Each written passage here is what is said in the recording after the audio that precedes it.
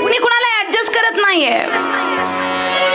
एक 2-3 दिवसापूर्वीची घटना आहे, मी मोबाईलवर बघितली महाराज.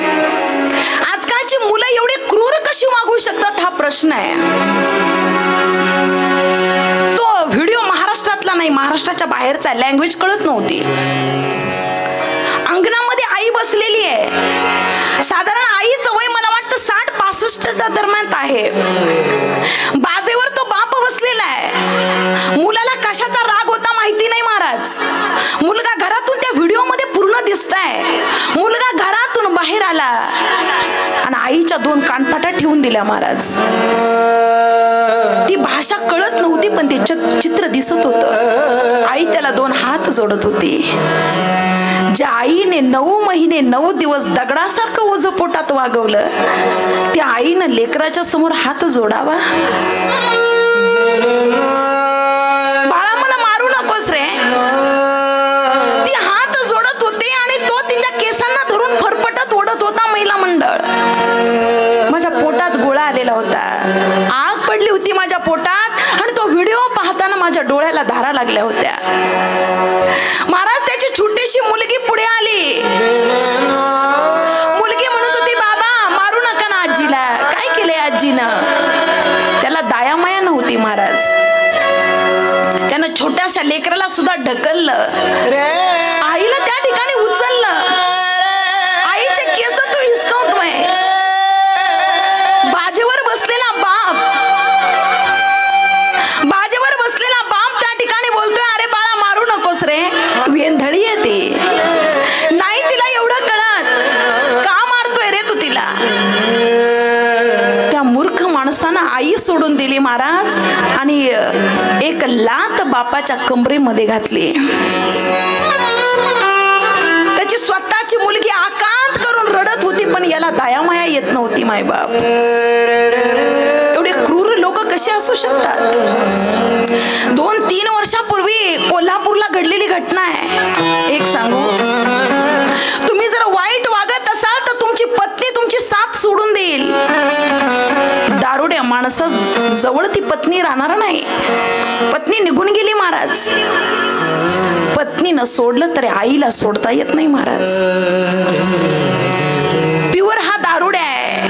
आईकडून त्या ठिकाणी पैसे घेतोय, दारू पितोय. बरं, हिच्याकडे तरी कुठले पैसे आहेत? हिने रोज लोकांच्या घरी कामाला जावं, पैसा साठवावा. यानं दिवसभर दारू प्यावी आणि संध्याकाळच्या वेळेला आईला म्हणावं, आई उद्याच्या दारूसाठी मला पैसे दे. वय झाले महाराज आईचं. हातपाय जड झाले ताईचे. आईला आता काम होत नाहीये. ताप आला एक दिवस. 2 दिवसाचे पैसे तर याच्याकडे होते. 2 दिवसाचे पैसे संपले. पायात पाय अडकत तो घरी येत होता. 2 दिवस ती माय उपवाशी झोपलेली होती. यानं तपास नाही केला महाराज. दारूच्या नशेमध्ये आईला म्हणतो, आई मला उद्या दारू प्यायला पैसे दे. आई म्हणते, बाळ 2 दिवस झालं रे कामाला नाही गेले. अंगात माझ्या ताप आहे. बाळा मला उठवत नाही रे, मला पाणी सुद्धा घेवत नाही रे बेटा. तू माझ्या काळजाचा तुकडा आहेस, तू माझ्या काळजाचा घड आहेस. तुला ही दारू पिण्याची इच्छा आहे म्हणून मी कामाला जाते रे. तुझी अवस्था मला बघवत नाही. नाही कामाला गेले तर तू मला मारतो. तो म्हणतो, तू मी तुझ्या काळजाचा घड आहे ना, मग ते काळीजच मला तू दे. महाराज, जवळ पडलेला कोयता महिला मंडळ त्यानं उचलला. जवळ पडलेला कोयता त्यानं आईच्या छातीमध्ये घातला. काळीज बाहेर काढलं. सत्य घटना ही कोल्हापूरची. त्या काळजाचे तुकडे केले मायबाप. त्याला चटणी आणि मीठ लावलं. गॅसवर तवा टाकला. त्या तव्यावर ते काळीज तो मुलगा भाजत होता. महिला मंडळ, ज्यावेळेला महाराष्ट्राचे पोलीस महाराष्ट्राला ही न्यूज देत होते ना, तर घामाने ओले चिंब झालेले होते.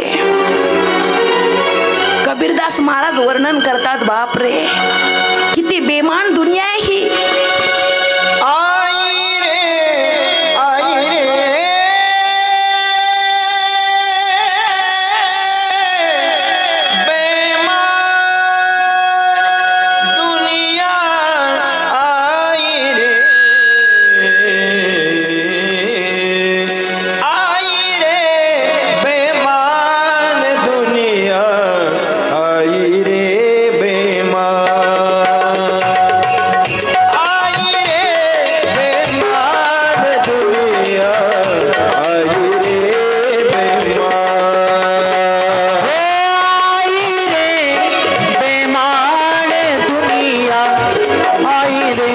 बेईमान